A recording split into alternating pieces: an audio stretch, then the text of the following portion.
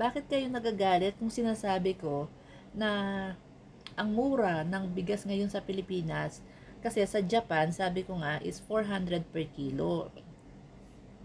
Sabi sa comment section, eh di dalhin mo yung yung 20 pesos na bigas sa Japan. Ba't, ba't kayo nai-stress sa video ko?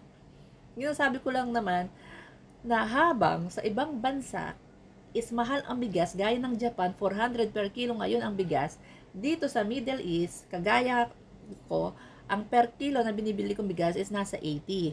Approximate po yan ha, 80 pesos per kilo.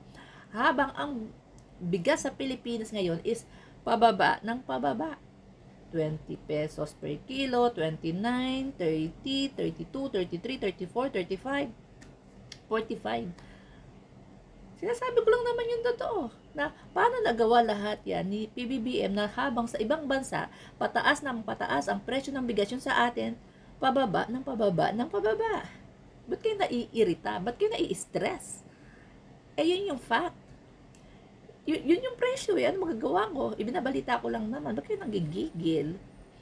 Dalhin mo yung 20 pesos sa Middle East, dalhin mo yung 20 pesos na bigas sa Japan.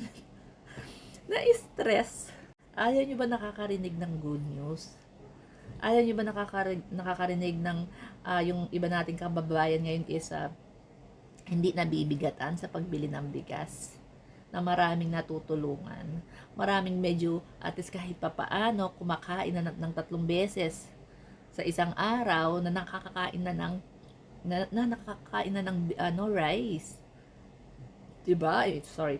In 100 pesos, meron ka ng 5 kilo na bigas.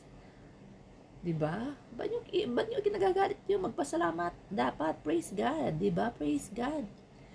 Ipanalangin pa natin, nagabayan pa yung ating presidente na makagawa pa ng mga magagandang programa para makatulong sa ating mga kababayan, kahit hindi na para sa atin. Kasi tayo kaya natin bumili ng mahal. Pero yung mga kababayan natin na mga naghihirap, nakikita natin, dahil taas po ng poor rate sa Pilipinas. 'Di ba?